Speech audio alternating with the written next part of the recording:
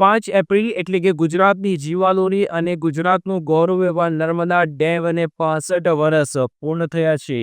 ગુજરાતની જીવાદોરી સમાન નર્મદા બંધનો આજે 65મો જન્મદિવસ છે। નર્મદા ડેમે આજે 64 વર્ષ પૂરા કર્યા છે અને 65મા વર્ષમાં પ્રવેશ કર્યો છે। દેશભરના લાખો પ્રવાસીઓ માટે નર્મદા ડેમ આકર્ષણનું કેન્દ્ર રહ્યો છે। આજે નર્મદા ડેમ ખાતે મોટી સંખ્યામાં પ્રવાસીઓ ઉમટ્યા હતા અને નર્મદા ડેમ 65 વર્ષનો થતા પ્રવાસીઓએ નર્મદા ડેમને હેપી બર્થડે કહીને જન્મદિવસની શુભેચ્છા પાઠવી હતી। અનેક વિશિષ્ટતાઓથી ભરેલો નર્મદા બંધ વિશ્વનો બીજા નંબરનો કોન્ક્રીટ ગ્રેવિટી ડેમ ગણાય છે। નર્મદા ડેમ ઊંચાઈની દ્રષ્ટિએ ભારતમાં ત્રીજા ક્રમનો ડેમ છે। 40,000 ક્યુસેક વાહન ક્ષમતા ધરાવતી વિશ્વની સૌથી મોટી પાકી અને 458 કિલોમીટરની વિશ્વની સૌથી લાંબી નહેર ગણાય છે। એક જમાનામાં ગુજરાતમાં દુષ્કાળના ડાકલા વાગતા હતા, ત્યારે ગુજરાતને નંદનવન સમી બનાવવા 65 વર્ષ પહેલા નર્મદા નદી ઉપર ડેમ બનાવવાનો વિચાર જન્મ્યો અને ગુજરાતની જીવાદોરી સમાન નર્મદા ડેમનું ખાતમુહૂર્ત 5મી એપ્રિલ 1960ના રોજ ભારતના પ્રથમ વડાપ્રધાન પંડિત નહેરુએ ખાતમુહૂર્ત કર્યું હતું। આજે નર્મદા ડેમ 65 વર્ષનો થઈ ગયો છે। 5 એપ્રિલ 1960ના દિવસે ભારતના પ્રથમ વડાપ્રધાન પંડિત જવાહરલાલ નહેરુએ ડેમના પાયાનું ખાતમુહૂર્ત કર્યું હતું અને છેલ્લે વડાપ્રધાન નરેન્દ્ર મોદીએ ડેમનું લોકાર્પણ કરી રાષ્ટ્રની સૌથી મોટી બહુહેતુક યોજના સમર્પિત કરી હતી। ગુજરાતની જીવાદોરી સમાન નર્મદા યોજના 65 વર્ષમાં ગુજરાતના 17 જેટલા મુખ્યમંત્રીઓના કાર્યકાળમાંથી પસાર થયેલી છે, જેમાં જીવરાજ મહેતાથી માંડીને નરેન્દ્ર મોદી અને ભૂપેન્દ્ર પટેલ સહિત 17 મુખ્યમંત્રીઓનો આ ડેમના નિર્માણમાં ફાળો રહ્યો છે।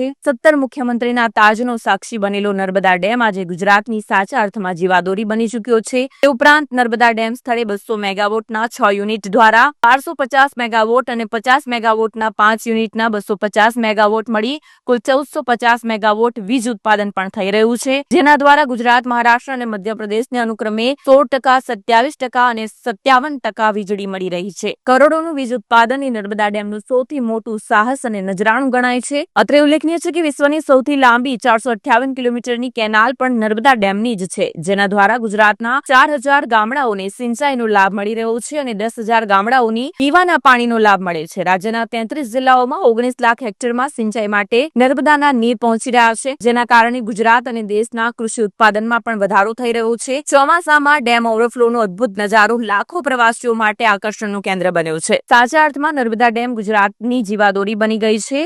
એ ગુજરાત માટે કઈ ઓછા આનંદની વાત નથી। અમે લોકો સુરતથી અહીંયા સ્ટેચ્યુ ઓફ યુનિટી અને નર્મદા ડેમ જોવા આવ્યા છીએ।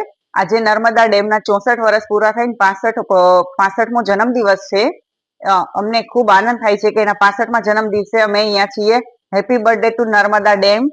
અને અહીંયાથી આપણે કચ્છ સુધી પાણી પહોંચાડવામાં આવે છે। કહેતા બહુ આનંદ થાય છે કે જે આપણી જીવાદોરી છે એ ત્યારે રહી ચૂકેલા વડાપ્રધાન મોદીએ મંજૂરી આપેલી હતી। આજે એના કારણે ગુજરાત નંદનવન બનેલું છે। એના કારણે ગુજરાતમાં કોઈ પણ પ્રકારનો દુકાળ નહીં પડી શકે। ખાસ કરીને ચોમાસામાં ઓવરફ્લો થાય છે ત્યારે પ્રવાસીનું આકર્ષણ વધારે રહે છે, જોવાનો આનંદ પણ અલગ હોય છે। સ્ટેચ્યુ ઓફ યુનિટીનું જેટલું જ મહત્વ છે એટલું નર્મદા ડેમનું મહત્વ છે।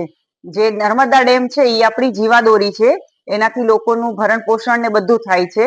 3 રાજ્યોને વીજળી પણ મળે છે, ગુજરાત, મહારાષ્ટ્ર અને મધ્યપ્રદેશને। નર્મદા ડેમનો મહત્વ થોડું પણ ઓછું નથી થયું, એ કહેતા મને બહુ આનંદ આવે છે। તમારું નામ?